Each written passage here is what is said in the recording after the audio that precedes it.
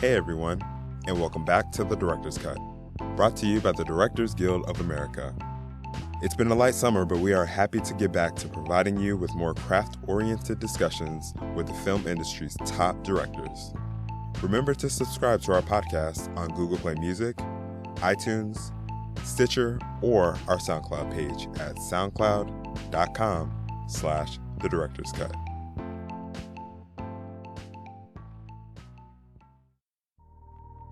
This episode gives us a glimpse behind the scenes of director Mira Nair's new film, Queen of Katwe, which tells the true story of Phiona Mutesi, a girl who discovers she has the makings of a bona fide chess prodigy. In order to break the glass ceiling and achieve her dream of becoming an international chess champion, Phiona must overcome the impositions of gender, social status, and her own lack of education. Following a screening of the film at the DGA Theater in Los Angeles, Ms. Nair spoke with director Ava DuVernay about filming Queen of Katwe. Listen on for their discussion where they speak about the ties Ms. Nair has to the community of Katwe and how she directed more than 100 local Ugandan children who had never been on camera before. Enjoy. Thank you very much. Thank you. Hello, everyone. How are you? Thanks for being here today to celebrate this beautiful film. I'm Ava, and I'll just start off by saying what an honor to sit here with you. A little nervous, a legend, and a practicing legend. Those are the best kind. Oh, yes, you are fantastic. too kind. You are too kind. Fantastic. Thank you. So such energy coming off the screen here. And I think, the conversation I would just love to have is, I think you can, read many articles where Mira addresses kind of some of the basic questions about the film, how it came to be, and some of these questions about identity and culture and legacy.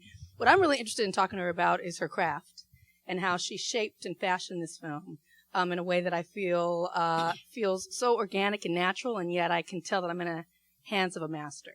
And so, if that's okay, I'd love to chat with you a little bit about the aesthetics and how you got to what we saw on screen. It's really easy to say, oh, she basically pointed the camera at some kids in a really interesting location.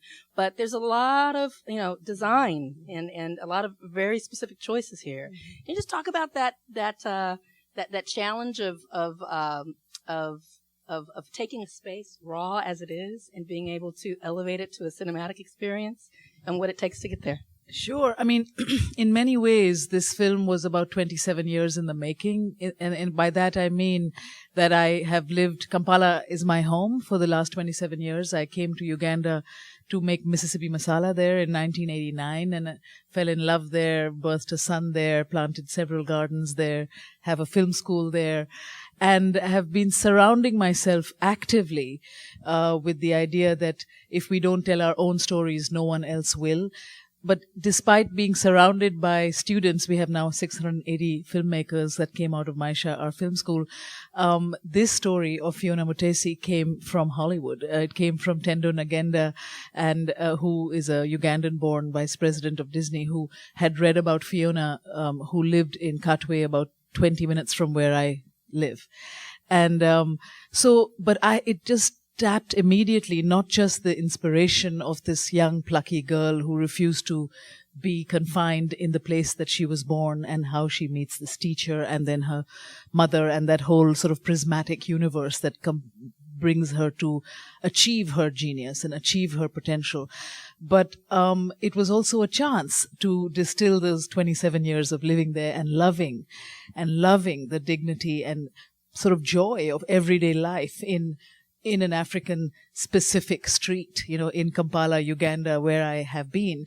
So when the story came to me, it was a way to distill it all, to take it to locations which have inspired me for so long. For instance, the Gaba, the fishing village where Harriet, Lupita's character, sells her wares, is 5 minutes from my place where I buy fish every second day. And I'm always turned on, not just by the presence and the extraordinary generosity of the lake, Victoria, which is like an ocean in the middle of our city, but also by the vibrancy of the style of what people wear, for instance. My fish seller was wearing a Poochie dress with a kitenge wrap around her the last time I bought fish from her, because Kampala is the center of used clothing in the world. So this kind of panache and vibrancy and dignity of everyday living, where you see the redness of that earth, you see the greenness of the flora, the equator runs through Kampala, and it's very fertile. And you also see the crisscrossing of school children in vibrant colors, and the emphasis on school fees. Please knock on your door. May I go to school? This is Africa. This is a portrait of life that you never see. It's never on any screen. I mean, if the continent is made into stories, it's sort of mostly a backdrop for largely white stories that come there, that are colonial and that are bathed in some kind of nostalgia. So it's part of a really active way of bringing the specificity and the extraordinary dignity, I would say, but also the sass, and also the what we call in Kampala, we call it lifeist, to embrace life fully, that you may have half an inch of water in your basin, but you will wash your hair and you will be as smart as possible at the end of it. That's what I see around me, and that's what I see in Katwe, and that's what we brought together in bringing the kids in the film. They're 98, they're 100 actors, all Ugandan, except for Lupita and David, who are from the continent, and God bless that. It's extraordinary to be in a moment. You're such a big part of this moment of movement, of finally creating a Hollywood that is now going to reflect on screen the world that we live in, multiplicity of the world that we live in. So that's extraordinary to have Lupita and David have the clout of movie stars to make such movies actually exist. But the other kids, the 98 actors, they have never faced the camera, largely never faced the camera before. And we started really from the street. I mean, the kids on the street, the kids in the movie are from Katwe, from Chibuli.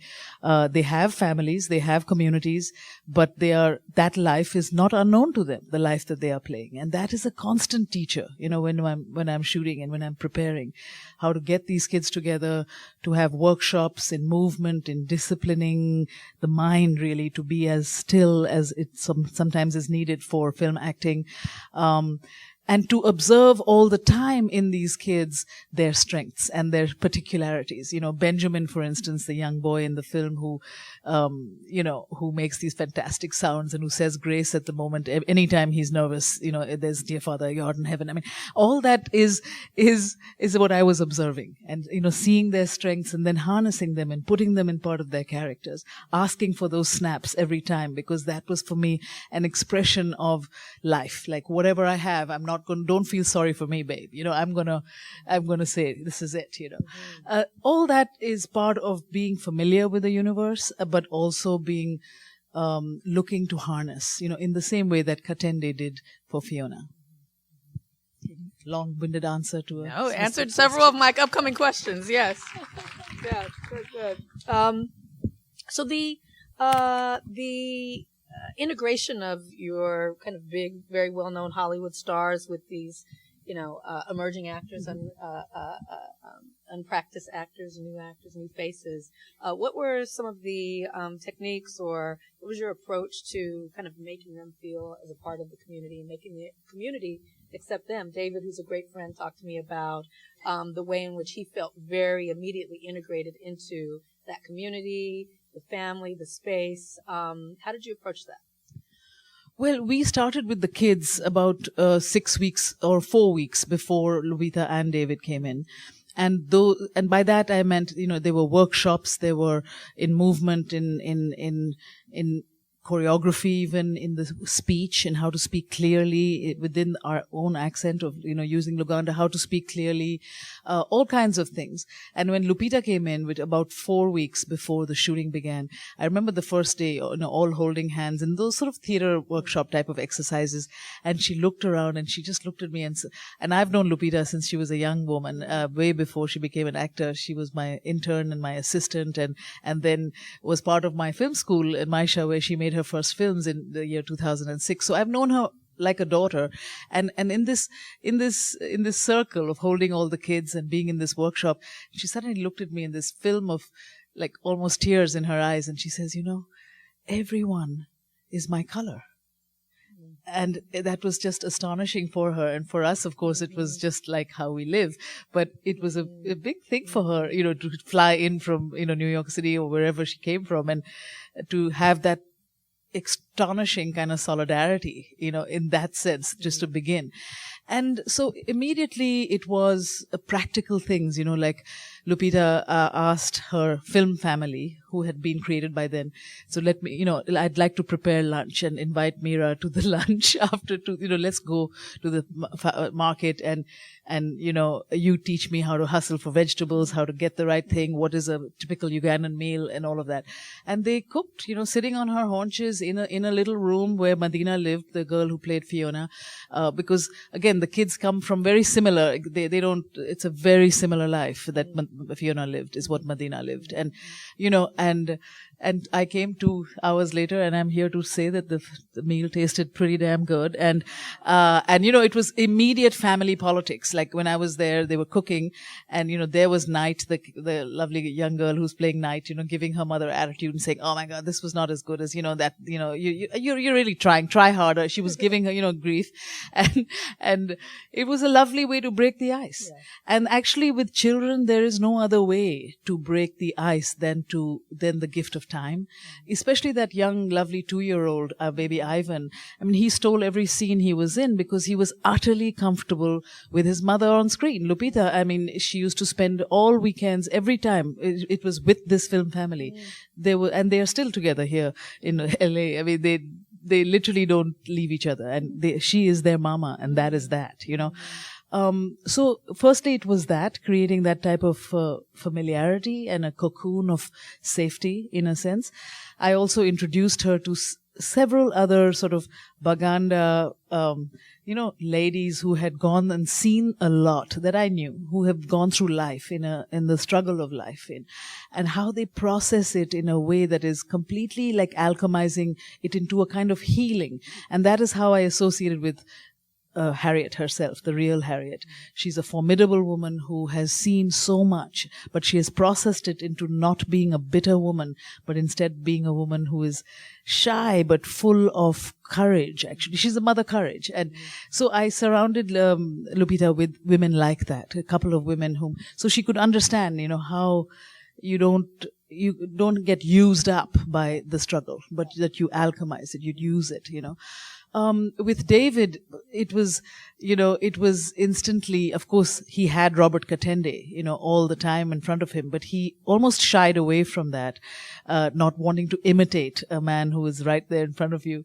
But for me, the main thing that I told David was that Uganda is one of the most courteous nations in the world.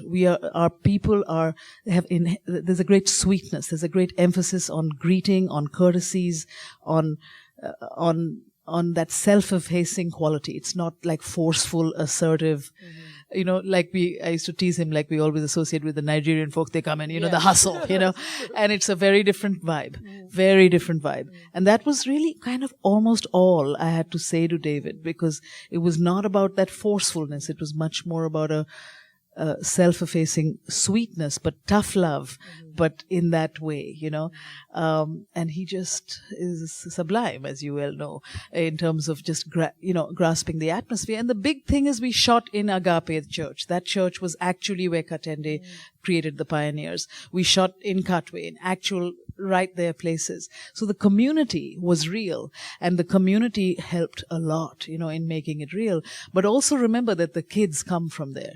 So, Madina taught us how to bathe with half an inch of water. She sold corn for a living. So the prop master had like 5 baskets and many accoutrements. She said, I don't need all this. This is what I need. And she taught us all the time.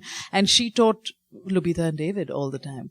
So, it was a beautiful marriage when you cast legendary actors who sometimes have their shtick and their tricks, and then you cast, person, especially a child who has no artifice. That marriage of sort of purity and freshness with someone who has great skill, who has to drop the tricks and come to that same point of purity. That is what I love, and that is what I've done, right, since Salam Bombay and Mississippi Masala and Monsoon Wedding and all those movies. It's always a combination of sort of legendary, actors and people who just, I feel, have instinctually, I know they have the life that I want for the screen. Right.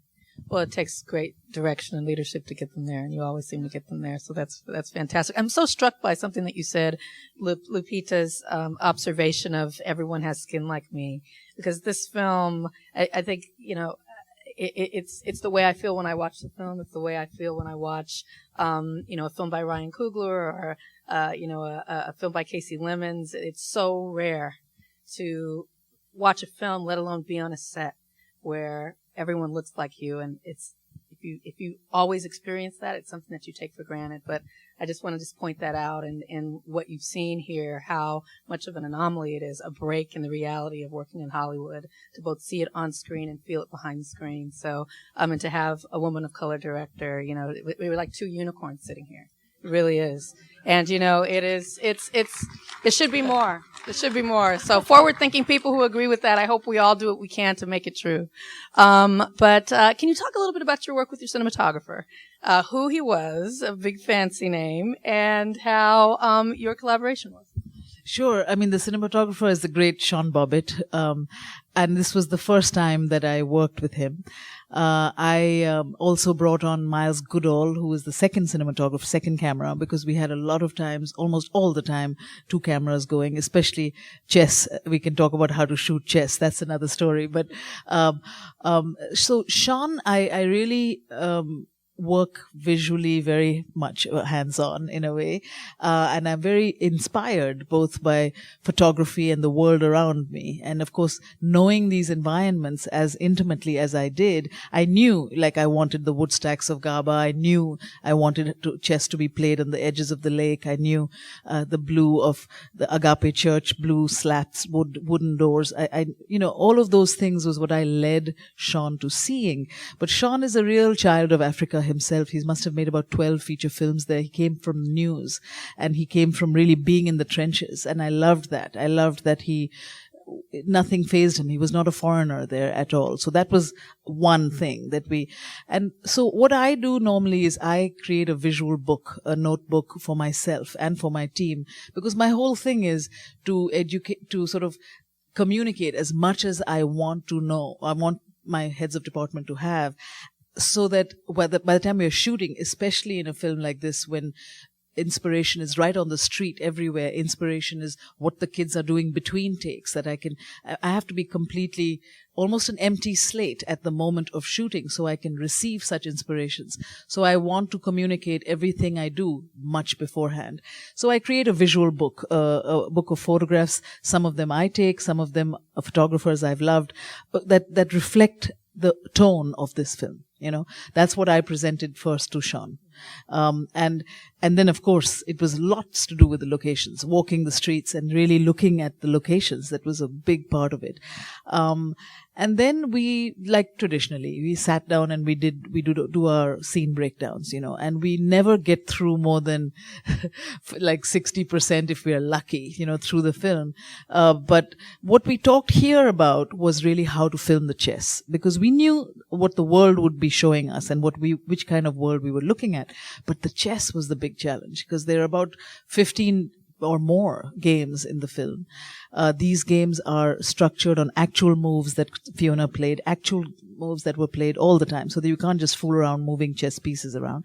So, and Robert Katende used to train our children in the chess, so that they were fully trained, so that in the moment of shooting, the kids are actually involved with the game, because you can't fake thinking. You have to really be engaged in it for me to sell the idea that chess can be dramatic or thoughtful or frustrating or whatever the scene is.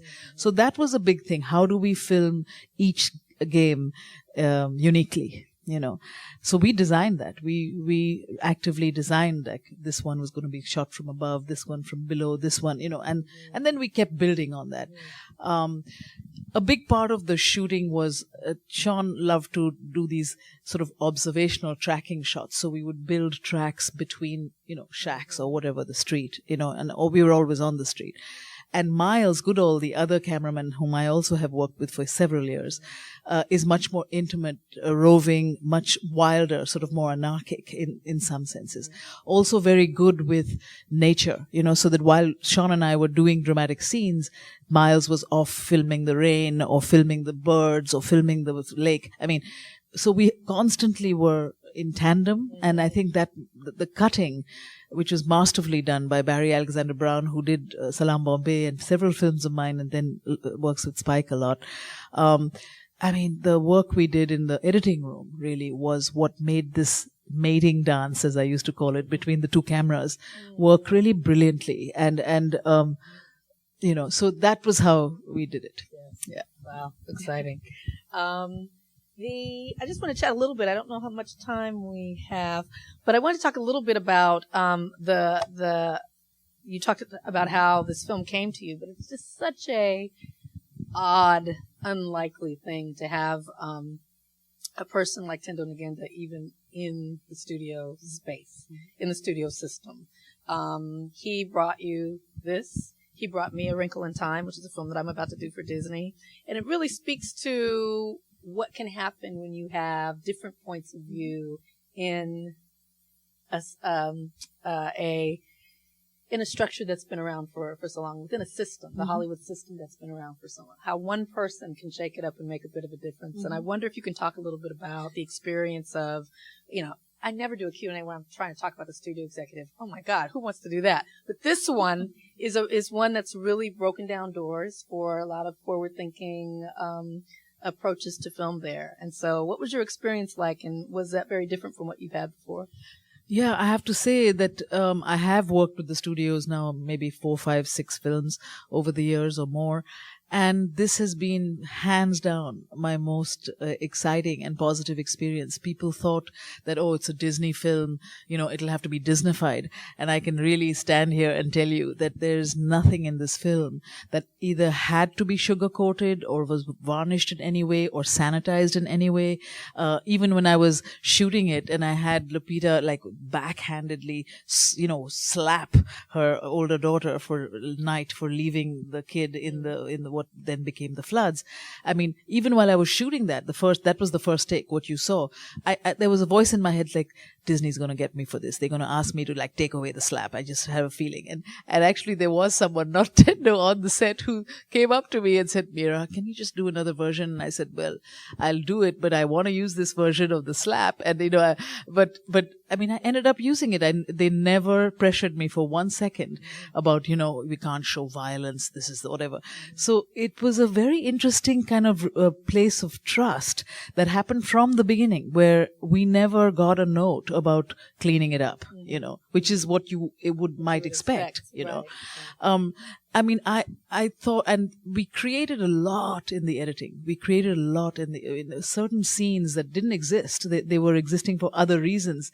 That, for instance, when Phiona wants to go to Russia because she hears that she can get a stipend, she can get money if she becomes a master, and that regular money will help her family. And she's determined to go. Her coach is not into it, but she wants to go. That kind of a build-up was something we wanted to say. But when we were in the editing room, we didn't have those scenes where you see her restlessness, and we had to create it, and that was where Barry comes in so beautifully, where Disney is telling us, we need to take the ensemble nature of this and make it much more a through line of a young girl, and that could have riddled, make us sort of put aside the complexity of it. But for me, the whole world was important. What I call the prismatic world, the world of the mother, the world of the teacher. Nothing can happen on your own. You can't just say, I want to be somebody and get that ascent individually. It takes a village. It takes a street. It takes a family. It takes a teacher. It takes all these people, and I wanted to never reduce them to just emblematic figures, a haranguing mother who will never understand, or, whatever. For instance, the scene in which the mother goes to sell her dress to buy paraffin for her child. It was not just to be a self-sacrificing mother. It was because as a director, I knew I had Lupita. I had a woman just like Harriet was in her life, who had given birth at the age of 15, a terribly young mother, but she was full of the promise of womanhood at this age but she senses although that feeling, a man that she might have been attracted to. But, she does the dance, but she's practical. She's pragmatic. This is not the time to go there. This is the time to get her daughter's talent realized. But the scene had to exist to show you that it was also about the promise that was then put aside. So these are the things one does when you see the strengths of those who are with you. Then you have to, as a director, maximize that. You have to, take it much further, or just harness it in the same way that Katende harnesses Fiona's talent. That's the joy of directing. Yeah. Can you talk a little bit about your directorial team? I mean, your 80s and how many did you have? Did you have a first, second, and a second, or how many people were supporting you? I had a first, and I had a second, and I had several 2/3. Because two-third assistants, because we were filming on the streets. Yes. This was not a controlled environment. And were these folks from Uganda, or were they brought in? A couple of things. Okay. I mean, we had 30% of the crew is from Maisha's film school, the film school that that is a fantastic thing. Amazing. It's incredible. But we don't have yet. I mean, this film was a very critical thing in terms of giving people access to that professional level where they can then become now a head of department. So the heads of department were brought in, and usually the ones I have worked with for several years. Stephanie Carroll, who did the production design, for instance. Mobalaji Daudu did the costume design. That was my first time with him, but I loved his work in Mother of George. I just went crazy for it, and brought him in. And Lydia Pilcher, of course, my producer, with whom I've worked with for 25 years. Prolific, amazing producer. Lydia, amazing, and an extraordinary artist who always she's over there. Yeah. Props to Lydia. And for the first ADs, we had Attila, Turkish young man from New York City who does a lot of, world cinema type of things. He'd done some work in East Africa before. And then we had Spike, from here, who came in and worked on the South African section, because we did 50% of the thing in Uganda and 50% to save money for this tax rebate you get in South Africa. And so, we had essentially two units, and then a lot of young people who just worked as thirds, on the streets, with the kids, there was a lot of crowd controlling that had to happen. Yeah. So, and also with the kids, we had very limited hours of work, and Disney is fierce about, 8 hours means 8 hours. And I've never had this situation where I'm shooting and literally the kid is being taken away from me, and I was like, you just shoot until they dragged him away. Literally. And it was tough because we had very limited hours per day. But that was how we did it. You have to do it. Absolutely. So I dislike it when I get this question, but I have to ask you anyway. I don't know why I don't like this question, but I like to hear the answer to the question, which is, what do you hope comes from this film being in the world? Not so much what you hope people feel or what they take from it, but this is something that you've made, that you've given birth to, that you've treasured. It shows the full array of the beauty of where you live, with these extraordinary actors and getting this huge platform. What is your hope for what it will do now that it's in the world? Well, I hope it will inspire young people, especially, young girls, but boys and, anyone really, to understand that it is possible to achieve something that might appear like a dream, but that this story, and it's a remarkably and utterly true story. There's really not much, hardly any, sugarcoating. None of this did not happen. It happened, And I've always come from the place of truth being stranger and more powerful than fiction. And we've tried to do that very in a very careful way in this. But I hope that people can get that sense of the fact that it's possible to dream and to actually achieve it. And also, I also hope that, what I find really inspiring of living in Uganda and living amongst the Fionas of the world and living amongst people like this is that to focus on what you have and not on what you don't have. And I come and I live half the year in New York City. I live this is my home as much as it is in Uganda. And we are so used to excess here. We are so used to not thinking about what we have, and the constant idea of aspiration and wanting more is so foreign to the world I come from here in Uganda. And that's what I find most inspiring is in the Fionas of the world, in the people on the street, in the Harriets, in everyone, the idea of achieving by knowing what you have and harnessing that to the max with your community. That is a big part of what we need to remember in this world, especially. That and the fact that, the images that we put out of, especially in the sort of the dark continent of Africa, everything we see about that country or that continent is nothing to do with the everyday life that I see and I live in, And I think also to remove the idea that it is the other, because that's what we always put out. It's the land of bestiality and child soldiers and dictators and people ripping their intestines apart or whatever. We've never known these people as human beings. And I think if the Queen of Katwe can sort of bring you the humanity, the particularity, the power of human beings as they struggle through their ordinary lives, but take you to a place where you can see yourself in it and you can be spurred on to something that you might have in you. That would be beautiful.